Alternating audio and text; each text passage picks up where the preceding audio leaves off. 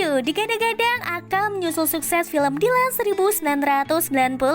Begitulah yang dikatakan sang produser Raffi Ahmad. Bahkan sebelum merilis filmnya muncul berita-berita heboh terkait dengan para pemerannya, seperti para tokoh utama yang dulunya pernah menjalin hubungan, hingga berita tentang novel yang katanya berdasarkan dari pengalaman pribadi sang penulis yang merangkap sebagai pemeran utama dalam film ini. Diadaptasi dari novel berjudul yang sama karya Ari Ilham dan Dwi Tasari, film ini disutradarai oleh Patrick Effendy yang pernah menyutradarai Ada Cinta di SMA tahun 2016 dan CGR The Movie 2015. Film ini dibintangi oleh sang penulis novel itu sendiri, Ari Ilham, beserta Yoriko Angelin, Michelle Wanda, Naufan Raid Aska, Yuda Keling, Ciko Kurniawan, dan Dede Satria. Ari adalah cowok paling keren di sekolahnya. Ia ditantang oleh teman-temannya untuk mencari pacar yang jelas-jelas tidak tertarik padanya. Ara yang diperankan oleh Yoriko Angelin, seorang gadis yang introvert dan pintar di sekolahnya, adalah target Ari. Ternyata Ara adalah putri produser Ari yang juga berprofesi sebagai DJ.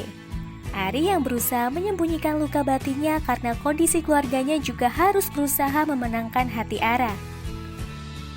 Sejak awal film dimulai sudah tercium gelagat jika film ini terlalu memaksakan dalam berbagai aspek. Momen demi momen tak lebih sekedar formalitas belaka seperti sudah tersetting sejak awal.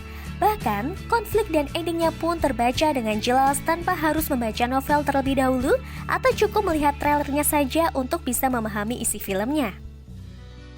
Semua serba kebetulan. Kebetulan Ara berceletuk sinis yang membuat Ari dan gengnya saling bertaruh. Kebetulan Ara merupakan produser Ari, kebetulan ini dan kebetulan itu. Tarik ulur hubungan Ari dan Ara seolah hanya ingin mengulur waktu, tak ada momen berkesan dalam filmnya. Terlalu banyak momen klise yang tidak mengunggah rasa penasaran penonton untuk menanti kelanjutan cerita adegan demi adegan. Selain serba kebetulan, bisa dibilang pula film ini tidak memiliki jiwa. Konfliknya terlalu dipaksakan, seperti konflik antar Ari dan Aska yang seolah dijadikan formalitas belaka karena Aska merupakan partner kerja Ari di luar layar. Satu-satunya momen haru yang paling terasa ketika Ari bertengkar dengan ayahnya.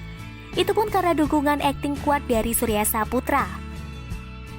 Di beberapa momen, logat bicara Ari dibuat sok puitis ala Dilan, hingga Ara sendiri berucap, "Basi, ini bukan tahun 90-an."